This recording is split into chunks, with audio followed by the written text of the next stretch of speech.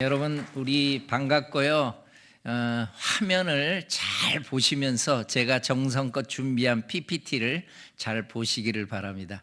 우리 방송실 제 화면을 좀 제 PPT에 오늘 우리 이 말씀 가운데서 요한복음 이 본문에서 요 구절이 굉장히 중요해요. 그런데 이 말씀을 하시기 전에 어떤 배경이 있는지를 꼭 여러분이 아셔야 됩니다. 이방인이 찾아왔어요, 예수님한테. 그래서 이 이방인들이 뭐라고 얘기를 하냐면 우리가 예수를 뵙기 원합니다. 그 얘기를 들은 우리 예수님이 인자의 영광을 얻을 때가 왔다, 이렇게 말씀하면서 이 구절을 했던 거예요. 그러니까 이 말씀은 한번 다 같이 읽어봅니다. 시작.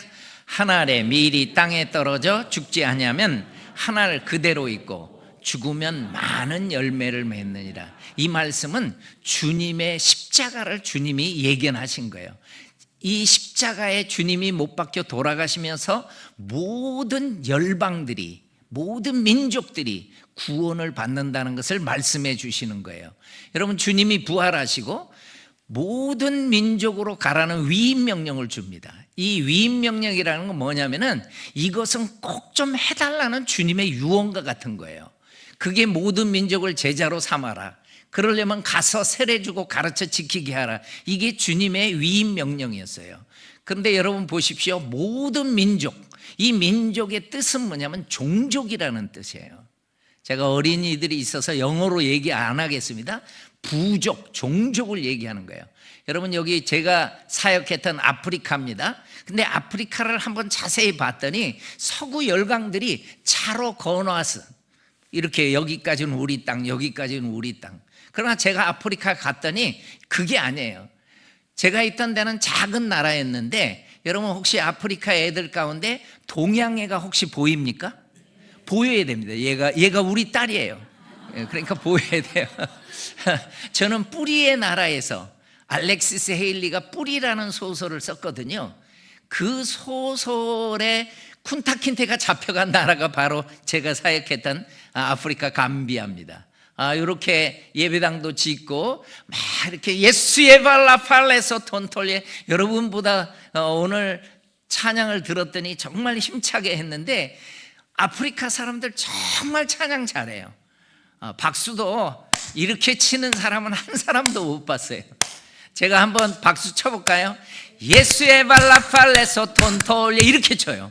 그러니까 막 리듬이 막 따라가는 거예요. 그들 속에는 정말 아프리카 사람들 피 속에는 정말 리듬이 흐르고 있어요. 여러분, 성탄절에 우리는 대서양에서 항상 세례를 줍니다.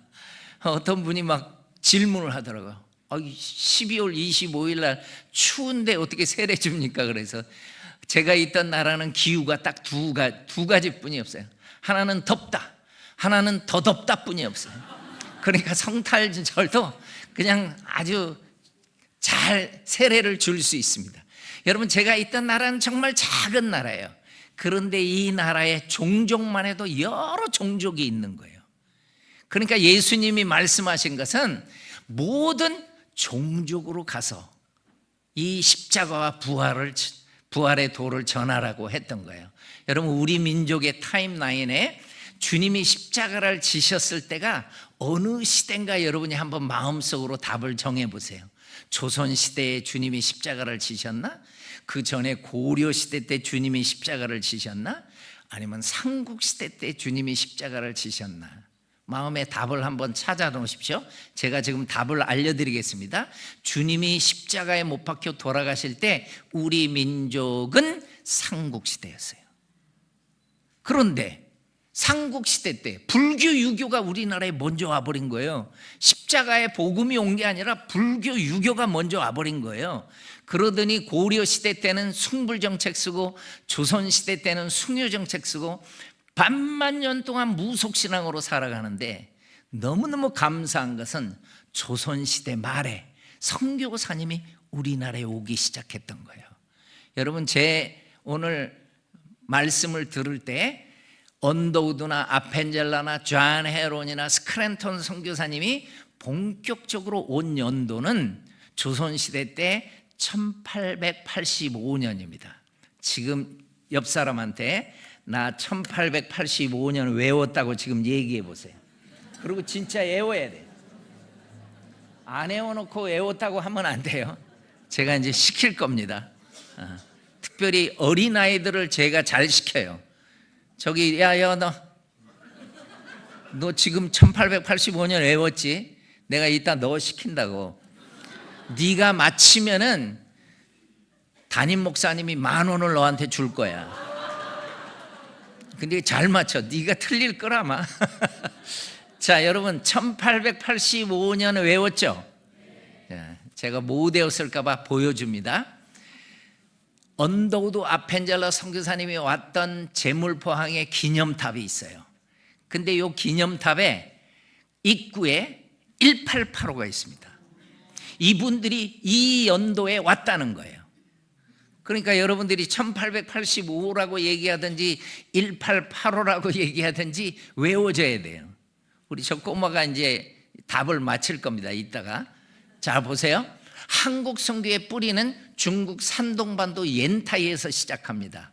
저는 선교의 뿌리가 있는 데는 다 찾아갑니다. 이거 제가 가서 찍은 사진입니다.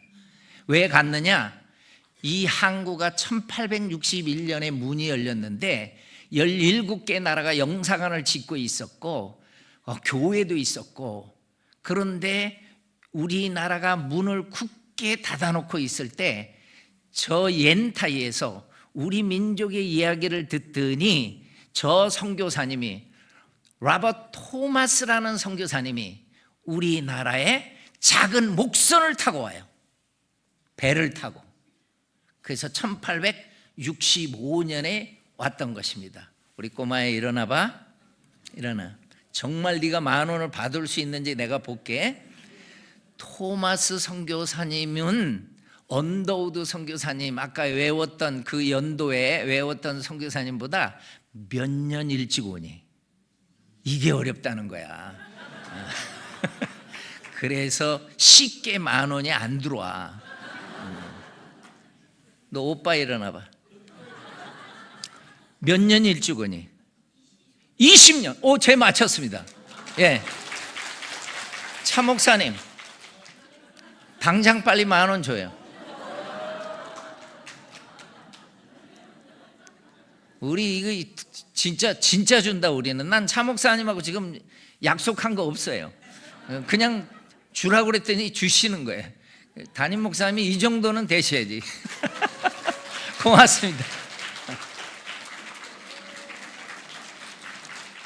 이제 너는 내가 너를 시키면은 너는 딴 사람의 이름을 대야 돼. 그 사람이 답을 할 거야. 그러니까 아무나 시켜. 네가 아는 장로님, 목사님 뭐 다 시켜도 돼. 정신 바짝 차리세요. 제가 이름 알고 있는 사람 조심해야 돼요. 여러분 1885년에 이분이 우리나라에 와 서울 쪽으로 올려다가 여의치 않아서 다시 들어갑니다. 그리고 그 이듬해 1866년에 이분이 우리나라를 다시 옵니다. 근데 이분이 왔던 장소가 평양 대동강이었습니다. 그런데 이 선교사님 선교의 꿈도 이루지 못하고 우리 민족에게 죽임당합니다. 순교당한 거예요. 그래서 저는요, 이분이 자랐고 이분을 파송했던 영국 웨일즈의 한호복 교회를 갔어요. 저는 지난달에도 갔다 왔어요. 이 교회에 가면은 우리 담임 목사님의 세컨 선이었는데, 둘째 아들이었는데 27에 코리아에 가서 순교당했다. 그 내용이 그 교회에 있어요. 그래서 제가 담임 목사님의 묘를 찾았습니다. 이 묘를 자세히 봤더니 언제 소천했나 봤더니 1884년에 소천했어요. 그럼 여러분 계산해 보세요. 아들은 우리나라에서 1866년에 순교당했고, 아버지는 아들을 가슴에 품고 18년을 가슴에 품고 살았어요. 어머니는 30여 년을 가슴에 품고 살았어요.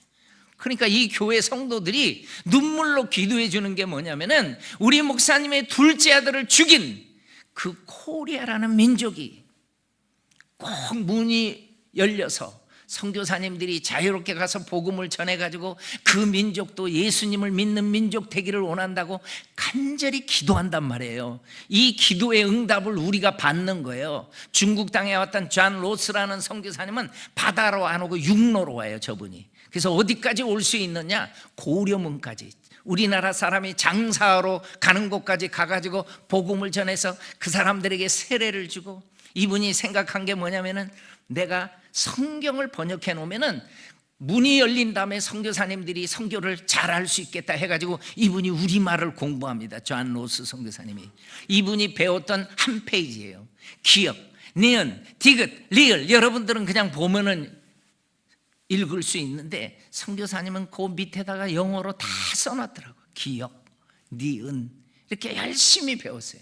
단어 배운 것을 봤더니 유를 님자라고 배웠고 데이를 대사람들 이렇게 배웠어요. 아니 왜 이렇게 배웠나 봤더니 이분에게 언어를 가르쳐 주신 분들이 모두 평안도 분들이었어요. 그래서 평안도 사투리로 다 배운 거예요. 문장 배운 거 한번 보세요. 너를 믿지 못하겠다. 어떻게 왔으면 걸어왔으면 맨니길이나 간마 팔스보리 야야야야야 내래 다리 아파가지 못하겠다 이렇게 배웠어요. 근데 이렇게 말을 배운 지 10년 만에, 제가 몇 년 만에 그랬죠? 10년 만에 마태복음부터 요한계시록까지 신약을 다 번역해버려요. 10년 만에. 그래가지고 우리나라의 최초의 한글 성경을 로스 선교사님이 번역해서 로스역이다 이렇게 불렀던 거예요. 여러분 토마스 기념선이 나옵니다. 우리나라가 이제 선교사님이 오시면서 저 기념선을 만들어가지고 다 황해도나 이런 데 바닷가를 다니면서 복음을 전합니다. 그런데 한번 제가 이 그림을 그려줬더니 어느 교회, 서울의 어느 교회 장로님인데 눈물이 글썽글썽 해가지고 담임 목사님을 찾아가더니 목사님 제가 특송 하나 하게 해주세요 그런 거예요. 그래서 담임 목사님이 장로님 하시라고 그랬더니 이분이 뭐라고 얘기를 했냐면은 나는 황해도 옹진 사람인데 내가 어렸을 때 이 기념선이 와가지고 나는 그때부터 예수를 믿었습니다 이러는 거예요. 그러더니 나는 이분들이 부르고 다니는 토마스 기념선 단가를 내가 아는데 제가 단가를 특송하겠습니다 해가지고 이분이 특송한 거예요. 그 나는요 너무 은혜가 돼가지고 장로님 가사 좀 적어줘요. 그 가사를 적었습니다. 근데 제 친구 목사님 교회에 가서 내가 이 얘기를 했는데 얼마 후에 제 친구 목사님이 전화가 왔어. 뭐라고 얘기했냐면 우리 이모가 권사님인데 이 노래를 우리 이모가 안다는 거예요. 아니 그럼 친구야 이모가 이 노래를 알면 뭐하니? 가서 녹음을 해줘야지. 그 정말 핸드폰으로 녹음을 한 거예요. 여러분 이 권사님이 노래한 거 잘 들어보십시오. 이 강산이 캄캄하여 온 백성이 방황할 때 주의 참빛 뻗치려고 멀리 타양 건너왔네. 그도다 품은 뜻 장하다 밝은 빛 온 성도 한 마음으로 기념하세 토마스. 이들 2절입니다. 동남풍에 돛을 달고 오고 가며 전도할 때 도예시는 몰랐으나 멀리 다양 건너왔네. 그도다 품은 뜻 장하다 밝은 빛 온 성도 한 마음으로 기념하세 토마스. 됐어. 여러분, 우리 권사님이 팔순이 훨씬 넘었는데 안 보고 1, 2절을 다 한 거예요. 이분은 황해도 해주뿐이었는데 어렸을 때 바로 요 기념선을 통해서 예수를 믿었다는 거예요. 그러니까 토마스 선교사님은 순교해서 우리는 끝난 것 같았는데 아니에요. 많은 사람들이 주님 앞에 돌아옵니다. 여러분, 중국의 문이 열리고 일본도 문이 열려서 선교사님이 들어가는데 우리나라만 문을 굳게 닫아놓고 있는 거예요. 그래서 기도합니다. 이 닫혀진 문을 열어달라고. 여러분이 한번 답을 대보십시오. 이 문이 1882년에 열리는데 그럼 아까 여러분이 외웠던 그 연도보다 몇 년 전에 열리는 거예요. 그렇죠. 그걸 외워달라는 거예요. 3년 전에 열려서 이 문이 열린 다음에 선교사님이 오는 거예요. 미국이 문 열어줬다고 고맙다고 미국을 견학시켜줍니다. 이걸 견미단, 보빙사 이렇게 불렀어요. 이분들이 샌프란시스코에 가가지고 기차를 타고 워싱턴, 뉴욕 쪽으로 가는데 저 시카고에서 가우처 목사님이 일정이 있어서 이 기차를 탔는데 우리 민족을 만난 거예요. 3일 동안 기차를 타고 같이 갔습니다. 미국 분들은 기차 타면은 중정모를 탁 벗어가지고 편안하게 가는데 우리 양반들은 절대로 실내에서도 저 모자를 안 벗어요. 저게 뭐냐고 그랬더니 또 갓이래. 갓, 오 마이 갓. 여러분, 선교사님이 우리나라에 와가지고 가장 빨리 외우는 단어가 저 갓입니다. 저 갓은 하나님이라는 뜻이 있어가지고 그래서 이분이 3일 동안 동행하면서 우리나라에 선교사가 없다는 걸 알았어요. 그럼 조만간에 선교사가 갈 수 있겠네. 문이 열려서 본교회 볼티모어 러블리레인 교회 주일날 우리 민족을 얘기해 주고요, 우리 민족을 위해서 기도하고 선교 헌금을 합니다. 엄청난 선교 헌금을 올렸는데 선교 본부에다가 선교 본부가 우리 민족을 모르는 거예요. 반응이 안 나오니까 이분이 얼마나 적극적인지 일본에 있는 맥클레이라는 선교사님한테 선교사님 한번 코리아에 들어가서 우리가 어떻게 효과적으로 복음 전할지 알려달라고 하니까 이분이 1884년 6월 달에 우리나라를 방한을 한 거예요. 그냥 방문한 거예요. 저분은 일본 선교사예요. 우리나라에 와서 고종 황제에게 2가지 윤허를 받아냅니다. 선교사는 아직 안 되지만은 의사는 보내도 됩니다. 한번 콜레라가 돌면은 다 죽어버리니까. 그리고 언어 선생님을 3사람 보내주세요. 한미 수호적이 체결된 이후에 한영, 한불, 한독, 한너 다 체결됐는데 공관들은 막 들어오는데 말이 안 되는 거예요. 말이.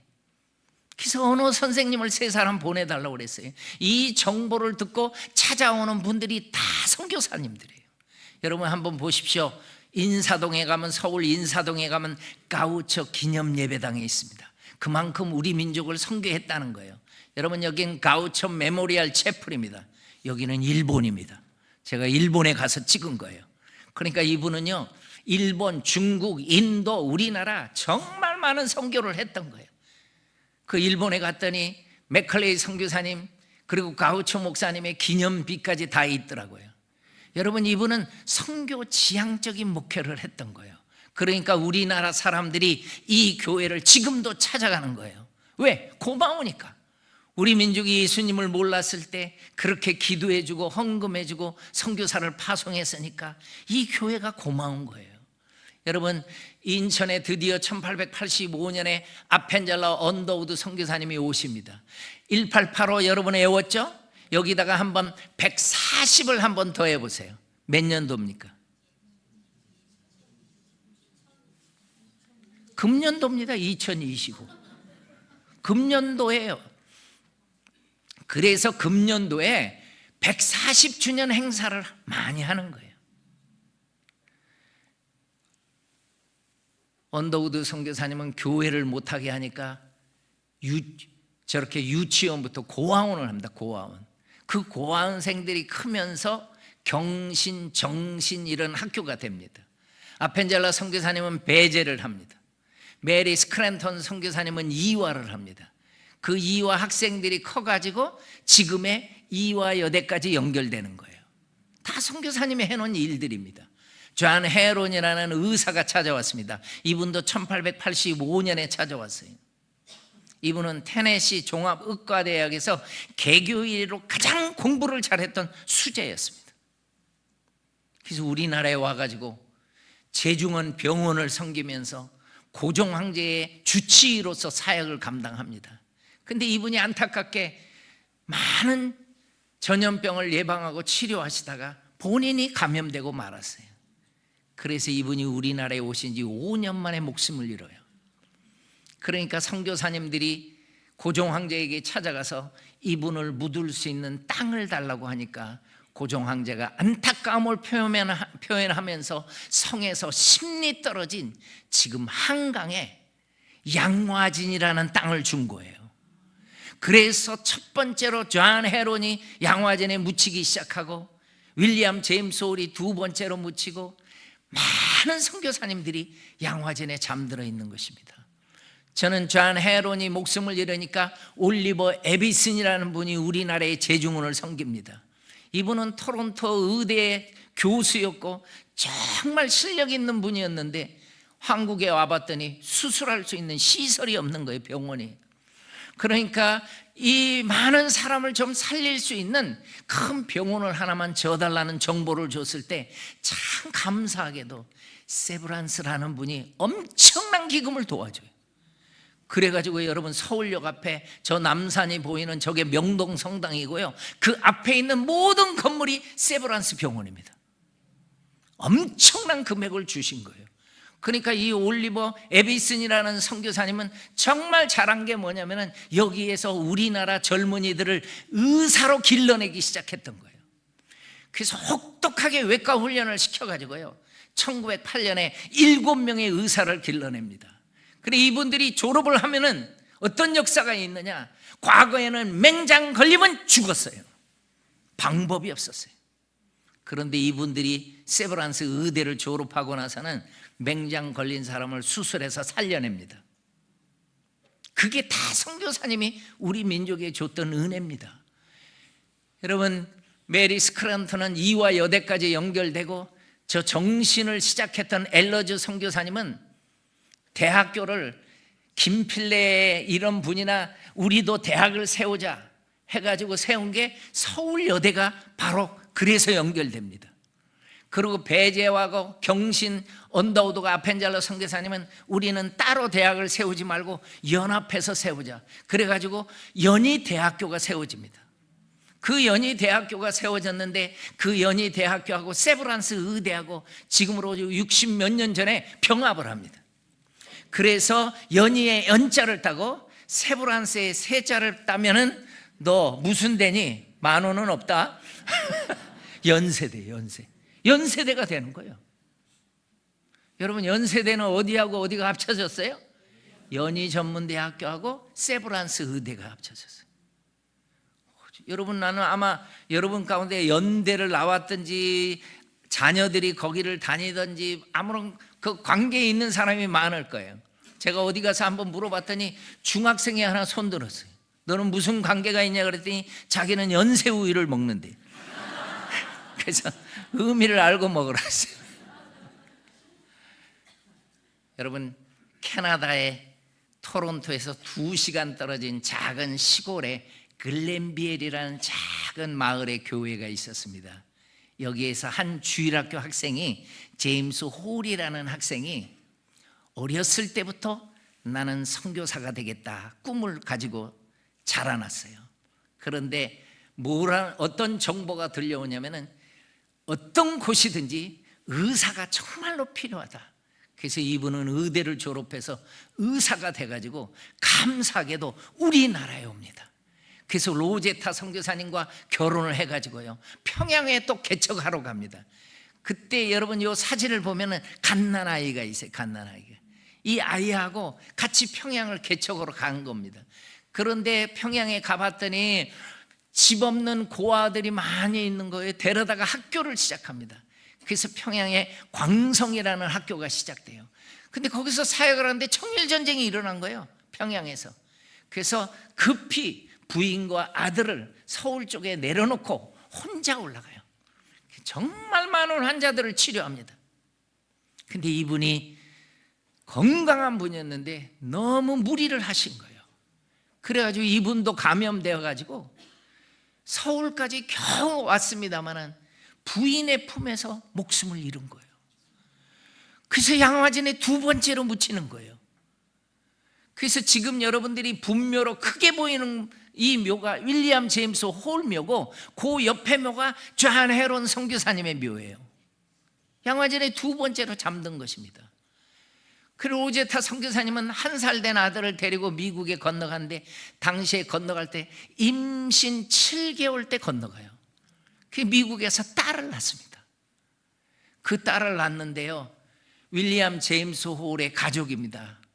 이분들이 한국 가기 전에 가족들과 함께 사진을 찍었어요. 근데 여동생이 이 로제타 선교사님한테 이렇게 편지를 써요. 언니는 사랑하는 남편을 잃었지만은, 이 제임스 홀이 남편이니까 로제타 선교사님은 남편을 잃었잖아요. 근데 저는 사랑하는 오빠를 잃었습니다. 우리 시간이 가면서 우리 가족들은 조금씩 안정을 찾고 있는데, 그러면서 그 다음에 무슨 내용이 나오는가 봤더니 가족들이 오빠 때문에 너무 마음이 아파서 힘들었는데 그래도 남은 가족들은 조금씩 안정을 찾고 있는데 우리 어머니는 안 그렇다는 거예요. 어머니는 지금도 울고 있다는 거예요. 정말 이 마음이 막 느껴지는 거예요. 그러면서 뭐라고 얘기를 하냐면, 언니, 우리 조카 셔우돌 보고 싶어요. 이디스도 딸을 낳았다고 하는데 이디스도 보고 싶어요. 꼭 우리 교회를 한 번만 좀 방문해 주시기를 바랍니다. 지금 로제타 선교사님은 고향이 미국이에요. 여기는 카나다고. 그래서 아기를 낳고 어느 정도 컸을 때 이 교회를 방문합니다. 로제타 선교사님이. 이 교회를 방문했는데 제가 로제타 선교사님이 쓴 글을 봤어요. 그 글에 뭐라고 나오니까 위로의 글 내용이 나와요. 이 위로에 어떤 글이 나오냐면은, 우리는 코리아가 어딘지도 몰랐습니다. 그런데 우리 교회에서 어렸을 때부터 성실하게 자랐던 우리 제임스 홀이 코리아에 가면서 우리는 한국을 알았습니다. 그러면서 어떤 위로의 내용이 나오냐면은, 로제타 선교사님, 우리는 당신의 미래를 다 책임져 드리겠습니다. 그런 내용이 나와요. 그리고 우리는 당신의 아들 셔우드 홀의 미래까지 우리 교회가 다 책임져 드리겠습니다. 당신의 딸 이디스의 장례도 우리 교회가 다 책임지겠습니다. 여러분, 로제타 선교사님은 의사였기 때문에 미국에서 개원해가지고 아들, 딸 기르려고 그랬어요. 그런데 이 교회를 방문해서 이 작은 교회가, 이 가난한 교회가 그토록 한국 선교를 많이 해줬고 기도도 많이 해줬고 우리 가족 남편을 잃었다고 아들, 딸, 자기까지 다 책임진다고 하니까 이분이 여기에서 엄청난 도전을 받아요. 그러더니 이분이 결심해요. 하나님, 저 코리아로 다시 가서 내 남편이 못다한 사역을 제가 이루겠습니다. 여러분, 이 사진 잘 보세요. 우리나라에 옵니다. 아들, 딸이 컸을 때 다시 우리나라로 와요. 그리고 평양에 기홀 병원이 세워집니다. 기홀이라는 것은 홀을 기념하는 병원이에요. 혹시 여러분, 이 교회에도 꼭 알아야 돼요. 자기는 기전이라는 학교를 들어본 적이 있다. 기전이라는 학교를 들어본 적이 있다. 있죠? 여러분, 기전은 전주에 있는 여자 학교입니다. 왜 기전이냐? 전킨이라는 선교사님이 정말 사역을 멋지게 했어요. 근데 이분이 목숨을 잃으니까 전킨을 기념한다고 해서 기전이에요. 그 평양은 기홀병원이 세워져요. 이거는 홀 선교사님을 기념하는 병원입니다. 근데 여러분, 이 사랑하는 딸 이디스를 보세요. 너무너무 로제타 선교사님이 사랑했었고 이 이디스를 많이 의지하고 있었어요. 오빠는 셔우도 홀은 환자를 수술할 때 피가 튀면은 셔우도 홀은 움찔했대요.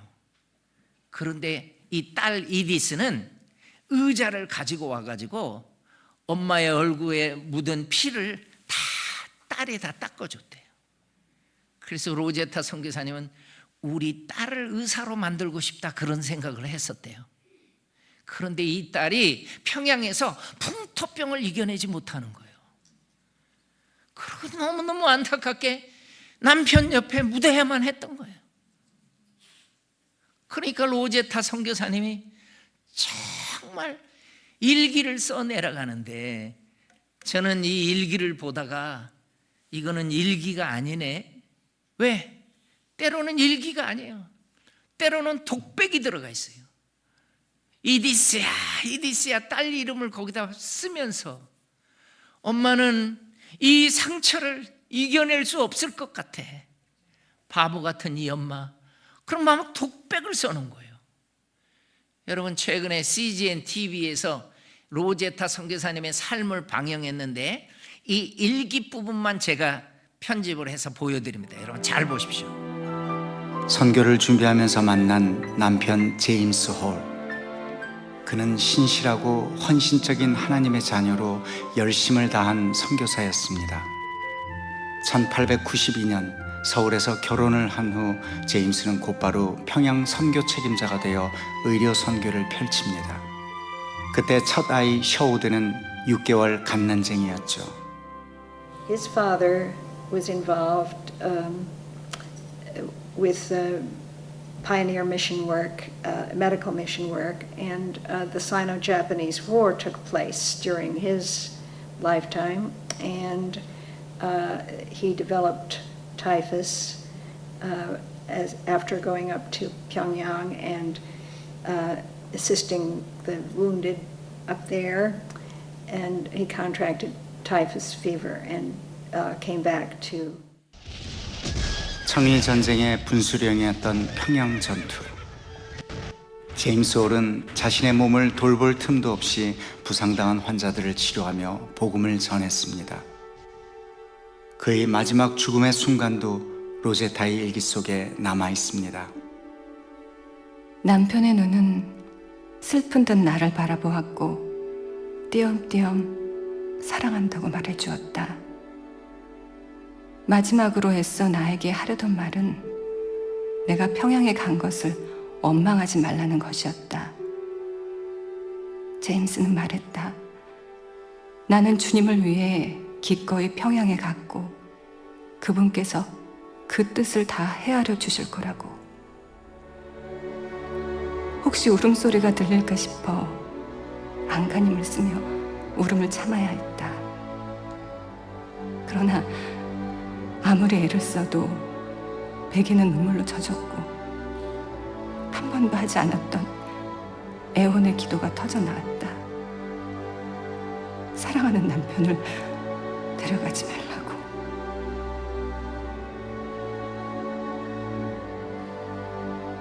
그의 선교 활동은 짧았지만 평양 선교의 개척자, 고아들의 친구로 불린 그의 헌신은 작지 않았습니다.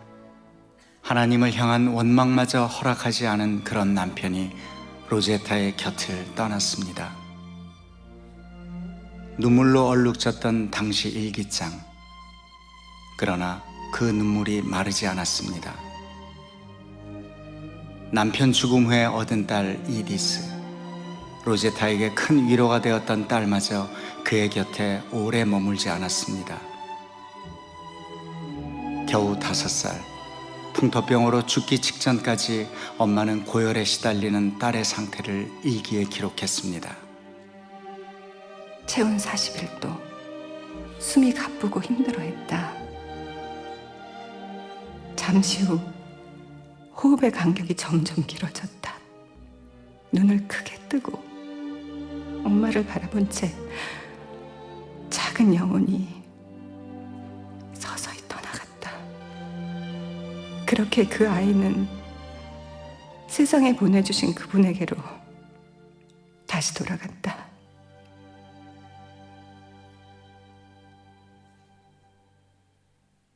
The early women missionaries. And the first is what was the hardest, I think, was trying to raise their children, because 1 out of every 7 of the missionary children died. And in Korea, I think it was about 1 in every 2 children died in those years before antibiotics. And some women lost all of their children because they had dysentery and typhus and typhoid and encephalitis and horrible, and the Korean children too. But this was a bond between Korean women and the missionary wives, is that they were always concerned about their children and trying to keep their children alive to grow up. 길을 모르니 나를 도와주소서. 자식마저 가슴에 묻고 참담했던 로제타의 마음이 일기 속에 선연합니다. 밤이 찾아오면 쓸쓸함도 함께 온다. 간절한 그리움이다. 제잘되던 어린 아이의 입맞춤과 작은 손이 없어진 지금, 그 아이가 없는 삶은 너무도 힘겹다. 그러나 우리가 이해하지 못하는 다른 이유로 하나님께서는 그 아이를 데려가셨으리라. 저는 선교사님의 삶을 연구하다가 자녀를 잃었을 때 너무너무 힘들어 하시더라고요.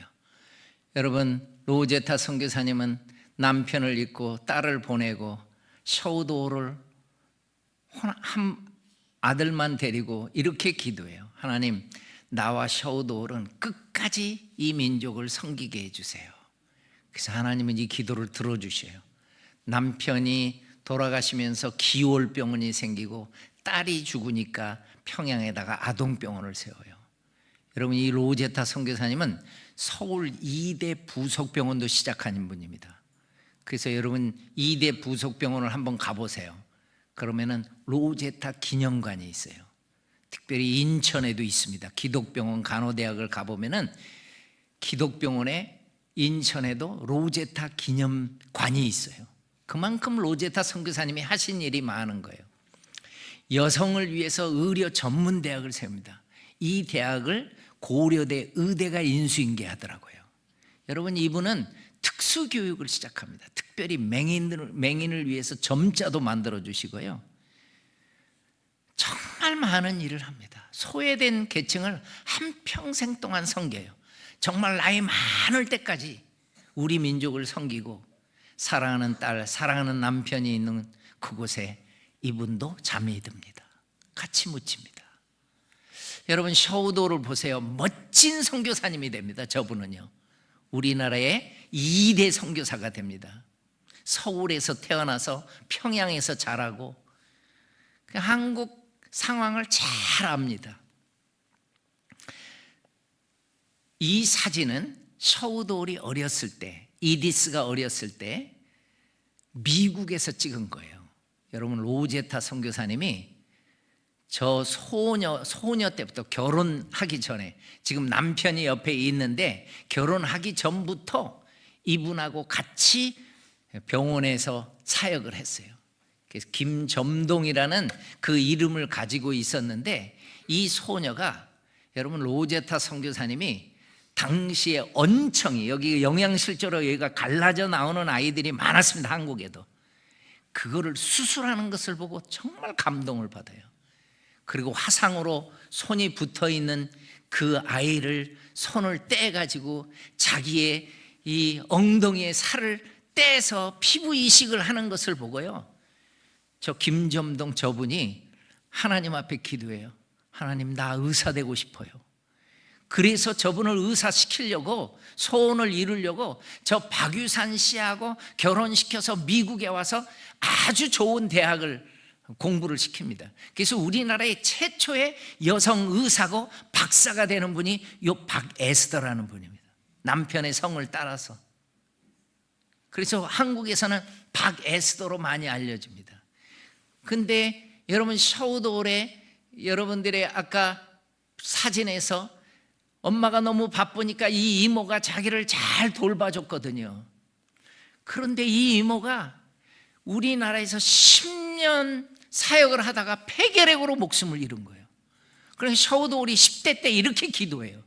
하나님, 우리 이모를 데려간 이 폐결핵, 내가 전문 의사가 돼서 와가지고 요양원 세우고 해서 다 퇴치해버리겠습니다.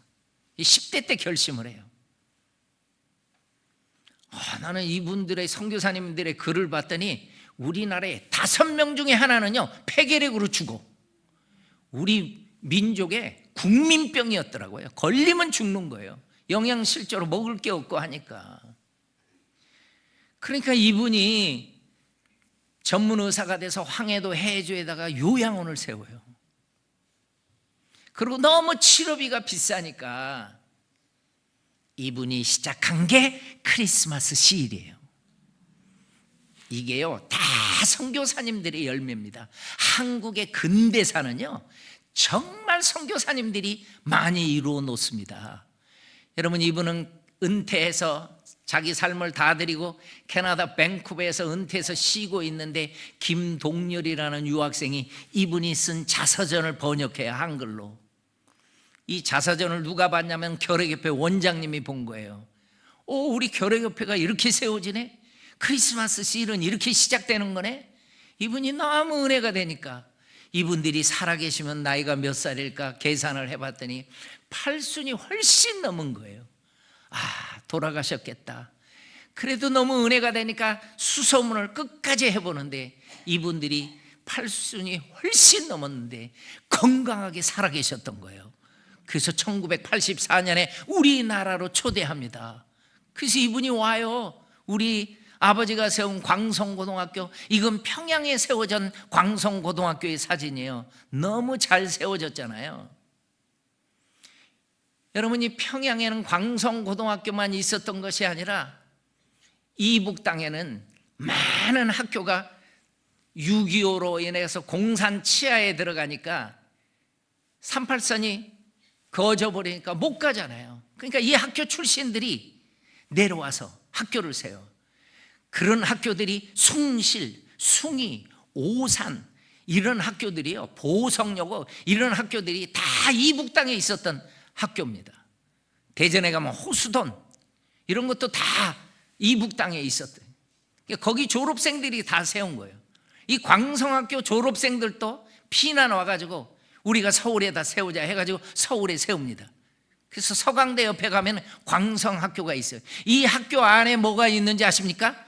아버지의 기념비가 있어요. 아버지가 세웠거든요, 평양에서. 그러니까 이 학교에서 이분이 뭐라고 얘기를 하냐면은, 저는 여전히 한국을 사랑하는데 우리 아버지가 묻혀 있는 곳, 우리 여동생이 묻혀 있는 곳, 그리고 이분의 아들도 죽어서 양화전에 잠들어 있어요. 우리 아들이 묻혀 있는 곳, 그리고 나 하나만을 데리고 끝까지 우리 민족을 섬겼던 우리 어머니 로제타 그 선교사님이 묻혀 있는 곳으로, 우리 어머니가 묻혀 있는 곳으로 우리를 데려가 달라고 그래요. 그래가지고 이분이 양화진에 그 묘를 보면서 한없이 우셔요. 그리고 이분이 유언을 해요. 우리도 이곳에 묻히게 해주십시오. 나는 최근에 이 사진을 보고, 제가 이 사진이 없었는데 우리 스태프들이 어디 가서 사진을 찍어가지고 저한테 주더라고요. 양화진의 마지막 그 묘에서 이렇게 찍은 사진입니다. 그리고 얼마나 많이 우셨던지 부인 선교사님이 위로하면서. 그래서 이 두 내에도 유언을 그렇게 해요. 우리도 여기에 잠들고 싶다. 여러분, 이 샤우도홀은 고향이 서울입니다. 서울에서 태어났어요. 평양에서 자라기도 했지만은, 내 생애를 다 드린 한국 땅에 나를 묻어주십시오. 그래서 이 두 내가 돌아가셨을 때 샤우도홀 선생 공적비는 결핵협회가 세워준 거예요. 그 비석 공적비를 세워줍니다. 그리고 이 두 내에도 다 묻히는 거예요. 여러분, 그래서 양화진에는 정말 많은 선교사님이 잠들어 있습니다. 여러분, 여기는 전주에 묻혀 있는 선교사님의 묘예요. 전주의 예수병원, 신흥학교, 기전여고, 그리고 전북 지역을 곳곳이 다니면서 군산으로, 익산으로 전북 지역을 정말 많이 다니면서 복음을 전했던 선교사님들이 지금 예수병원 앞에 잠들어 있는 거예요. 이 묘는 전라남도를 섬겼던 선교사님들의 묘예요. 광주의 기독병원, 숭일학교, 수피아학교, 그리고 목포로, 순천으로 전라남도 땅 곳곳을 다니면서 복음을 전했던 선교사님들이 지금 광주 땅에 잠들어 있는 거예요. 여러분, 우리는 쉽게 예수 믿지 않았습니다. 정말 많은 사람들의, 선교사님들의 희생이 있었어요. 그들의 눈물과 땀이 있었어요. 이 묘는 대구 땅이에요. 대구 땅에 거기에서 선교사님들이 사역을 하면서 동산병원이 생기고 개성이 생기고 신명여고가 생기고, 그 학교 학생들이 크니까 개성의 개자를 따고 신명의 명자를 따서 계명대학교까지 곳곳에 선교사님들의 열매가 있어요. 이분들은 경상북도 저 위쪽으로 올라서 안동 땅에도 선교사님의 묘가 있어요. 안동의 성서병원, 경안학교들 다 깊숙이 들어가서 복음을 전했던 선교사님들의 열매가 경상북도의 곳곳에 교회가 생겨요. 여러분, 여기는 경상남도를 섬겼던 선교사님들의 묘입니다. 나는 선교사님들의 삶을 다 연구를 했어요. 그리고 이분들이 우리나라에서 한평생 동안 사역을 하고 은퇴해가지고 호주에 가서 잠들면은 저는 호주까지 찾아가서 이분들의 삶의 묘를 다 찾아봤습니다. 경상남도는 호주 장로교 선교사님들이 와서 섬겼던 거예요. 그러니까 부산으로, 진주로, 마산으로, 통영으로, 거창으로, 거제도까지 곳곳에 선교사님들의 열매가 있는 거예요. 여러분, 여기는 충청북도를 섬겼던 선교사님의 묘입니다. 청주에 있습니다. 청주에서 제가 이 선교사님 얘기를 하니까 그때서야 청주 분들이 울더라고. 우린 몰랐었다고. 정말 멋진 선교사님들의 삶이 곳곳에 있습니다. 여러분, 여기는 충청남도를 섬겼던 선교사님의 묘 공주에 있습니다. 제일 먼저 여기 로버트 샤프라는 선교사님이 신혼 때 첫 번째로 묻히더라고. 근데 그 부인이 앨리스 샤프 선교사님이 떠나지 않고 한평생을 섬겨요. 충청남도 땅을 다 다니면서 복음을 전하는데 천안 지령리에 갔더니 한 소녀가 너무 똑똑해서 공주에 데려와서 공부를 시킵니다. 영명학교에서. 너무 똑똑하니까 서울로 유학을 보내줍니다. 이화학교로 유학을 보내줍니다. 나는 그 소녀가 유관순이라는 것을 알고 너무너무 놀랐습니다. 이 땅에 모든 하나님의 사람들이 이 선교사님들의 열매구나. 그래서 공주의 영명학교에 가면은요, 유관순 여사의 동상과 로버트 샤프 선교사님 부부 동상이 그래서 있는 거예요.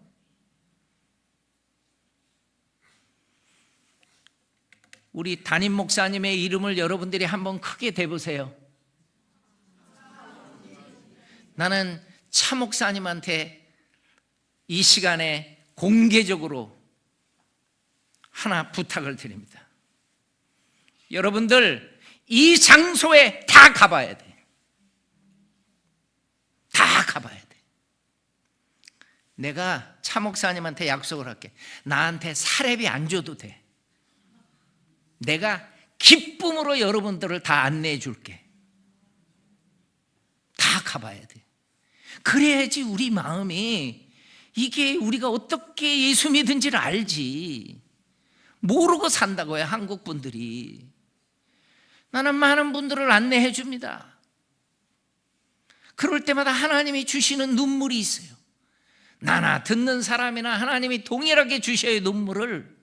그게 뭔지 아세요? 너희 민족은 1600년 동안 불교로 우상 숭배하며 살던 민족이야. 숭유정책스러운 말하며 집집마다 제사했잖아.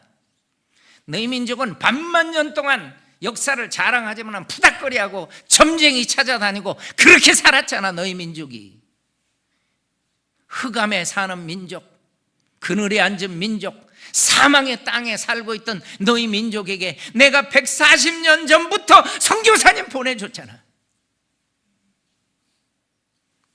그래서 예수 믿을 수 있는 기회를 줬어요. 기회만 줬어요?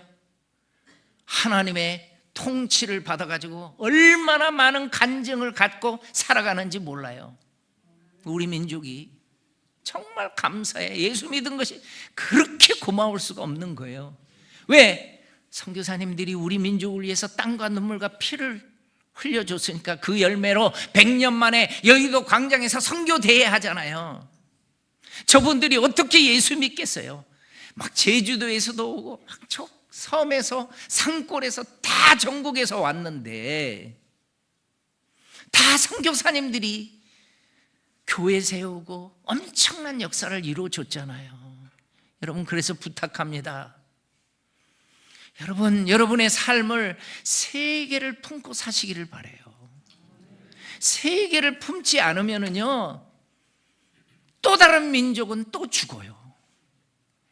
나는 왜 세계를 품은 그리스도인을 강조하냐면은 저 유럽의 크리스찬이나 캐나다의 크리스찬이나 미국의 성도들이나 호주의 성도들 중에서도요, 어떤 얘기를 하는 사람이 있냐면은 한국에 선교사로 가겠다고 하니까 막 반대를 하는 거예요.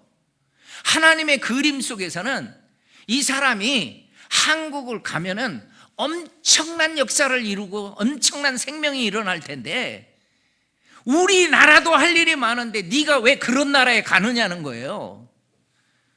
내가 안 게 뭔지 아십니까? 많은 그리스도인들이 살아가는데 너무너무 좁아요. 우리나라도 할 일이 많은데 뭐 딴 나라까지 가느냐. 그럼 반대로 얘기해 볼까요? 그 선교사님이 안 왔으면 우리가 어떻게 예수 믿어요? 그러니까 세계를 품고 사는 것이 그렇게 중요하더라고. 여러분, 간단하게 제가 결론을 내립니다. 우리는 복음의 빚진 민족이 되어 있습니다. 어떻게 살면 되는지 아십니까? 선교사적인 삶을 살아야 되는데 여러분들의 기도의 영역이 넓혀져야 돼요. 선교지까지, 선교사님까지 기도해야 돼요. 그리고 헌금의 영역도 넓혀져야 돼요. 나는 많은 분들이 우리 민족을 선교할 때 어린 아이들도 저금통을 깨가면서 우리 민족을 선교 헌금해 주고요, 금식하면서 헌금할 돈이 없으니까 금식하면서 헌금해 주고요, 사업에 성공하면 성공한 대로 헌금해 주고요. 그래서 우리 민족이 살았더라고. 그리고 많은 분들이 이 땅을 찾아왔어요. 정말 많은 분들이 찾아왔어요. 그래서 우린 예수 믿은 거예요. 그래서 우리도 저 세 가지의 영역에서 하나님, 나도 기도로, 헌금으로, 선교사의 삶으로 반응하는 선교사적인 삶을 살 수 있는 우리 되게 해달라고. 여러분, 이 시간에 주여를 크게 한 번만 부르고 통성으로 이렇게 하나님 앞에 감사하면서 이런 삶이 우리의 삶이 되게 해달라고 통성으로 기도합니다. 우리 주여를 한번 힘차게 부릅니다. 주여!